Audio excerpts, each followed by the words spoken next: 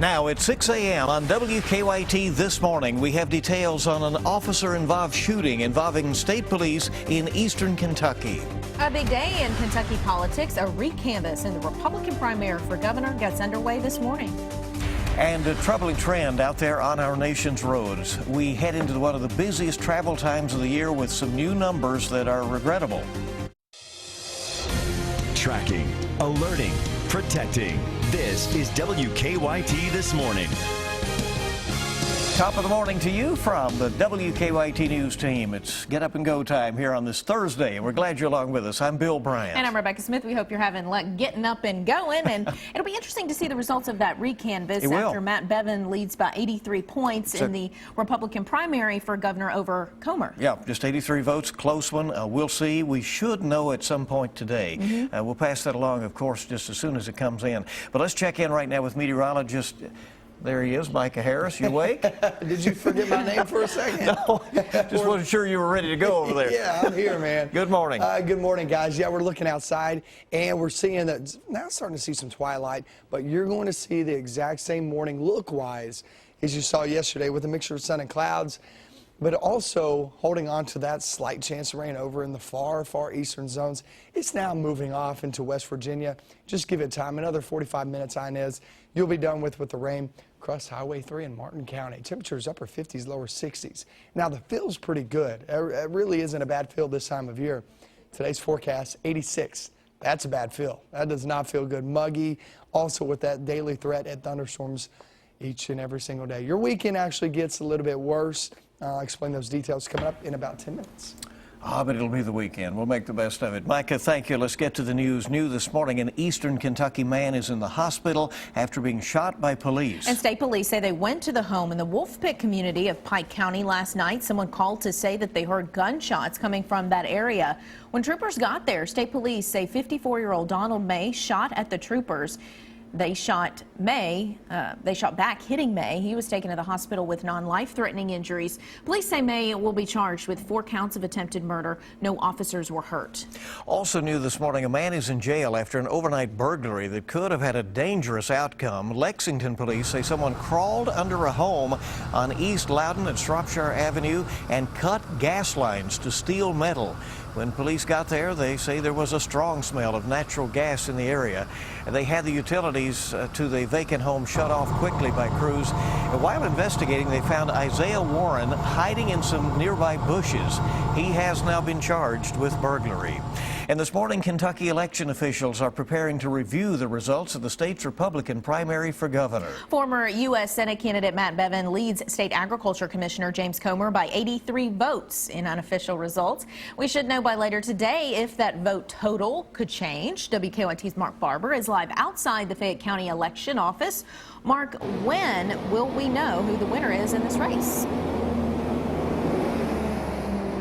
Good morning, Rebecca. The Secretary of State says we should know by some point today what those results are of the recanvass. Now, election officials will start recanvassing here at the Lexington election office and across the state at 9 a.m. Now, once that recanvass starts, election officials will check the totals from voting machines to see if they match the numbers that were sent to the state office. Election officials will also recanvass the state agriculture commissioner race today.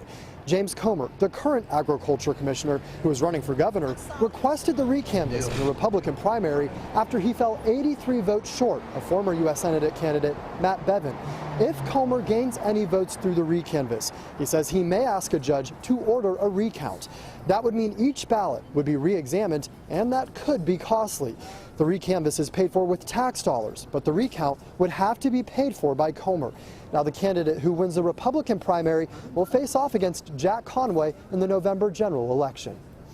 Live in Lexington, Mark Barber, WKYT.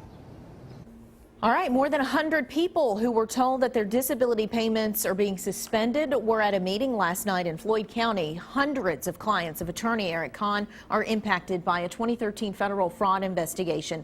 The Herald Leader says payments are suspended while the Social Security Administration makes a new determination of a person's eligibility for disability benefits. An attorney who organized last night's meeting says he plans to file a class action lawsuit against the federal government and Kahn. Coming up on 6:05 on WKYT this morning, and the Centers for Disease Control and Prevention is recommending that 4 lab workers get preventative treatment after working with anthrax spores that may have been live. The Pentagon confirms the shipments of live anthrax samples from an Army facility in Utah to labs across the country. Close to 24 personnel at a U.S. military base in South Korea may also have been exposed. So far, no one has reported any symptoms. Some lab workers, though, have already received recommendations that they take antibiotics. 9 people are still missing in Texas, where storm problems continue this morning. While some homeowners are cleaning up from the floodwaters, others are being encouraged, if not ordered, to evacuate. The Brazos River is still rising west of Fort Worth. It is not expected to crest until early tomorrow. The mayor of Wharton, about 55 miles southwest of Houston, is calling for voluntary evacuation of that city's west side, with the Colorado River headed toward flood stage. The IRS is not saying where an identity fraud scheme originated, but the Associated Press is reporting this morning that computer data about who accessed the information points to Russia. The IRS says identity thieves stole the personal tax information of more than 100,000 taxpayers in order to claim fraudulent tax refunds. A report by the agency's Inspector General says the IRS sent a total of 655 tax refunds to a single address in Lithuania in 2012, while another 343 refunds went to an address in Shanghai. Well, traffic deaths in the U.S. have apparently spiked over the last 6 months. That's according to a new study by the National Safety Council.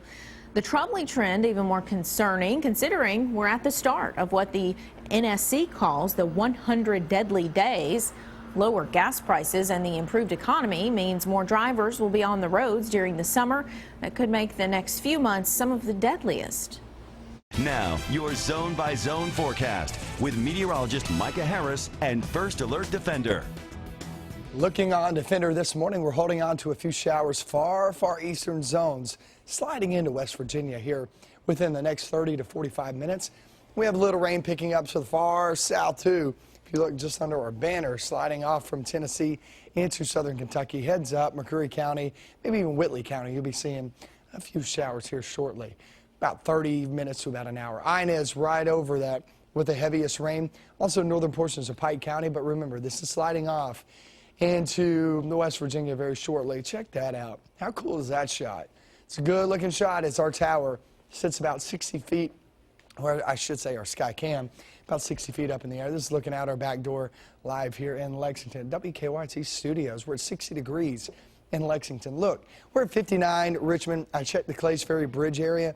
Pretty heavy fog in that zone, so watch out. Bodies of water, south and southeast, valley areas, that's where you're going to be seeing some patchy fog. But other than that, I mean, 50s and 60s, it's a good feel this morning. Afternoon, that is not 86 degrees. It's pretty muggy for this time of year. It will not feel good.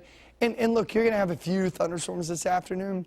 I don't expect it to be as active as it has been the past couple of days, but it looks to fade away as we march off into the evening and into the nighttime hours. Daily breakdown. No break anytime soon. We'll just put it that way. Each and every single day has a good opportunity, at least at a few rumbles of thunder.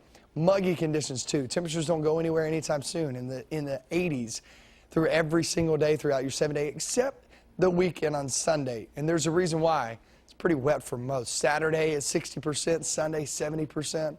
Just doesn't look that good, and that's the reason why those temperatures are in the 70s, because you're bringing a better chance of rain earlier on in the day. A lot of those festivals, a lot of the fairs. Got Bike Lexington Saturday morning. Yeah, it looks like we're going to have at least that chance of rain. Saturday morning, look, the morning hours look like the best chance to actually stay dry. Afternoon, not so much. You'll see pictures like these. Shonda Mounts, just amazed there in Somerset, Kentucky. That's what she puts. Twitter pics of the day. And check this one out. How cool is this shot? Tyner, Kentucky, down in Jackson County. Kendall Coffee. Beautiful, beautiful shot there. When you get these openings, boy, you see a fantastic view once these storms roll in and roll out. So good shots there. We appreciate it very much. 7 day. Here's your next few days. 40% chance next couple of days. And then we hit the weekend where it actually picks up a little bit, 60, 70%. So this rain isn't going anywhere anytime soon. Next 7 days, we're looking at 1 to 3 inches of rain on top of what we already picked up. Most of the time you do get the morning hours, at least, are kind of dry. Right, and you know? talked about it earlier. You Yeah. can kind of pinpoint when it's going to pop Right. up, about 3 to 5 p.m., and there you go. I mean, that's the way Is they go. that thunder? No Yes, kidding. yeah. All right. Thank you, Mike. Our time this morning is 6:10, and every morning right here we bring you weather and traffic together.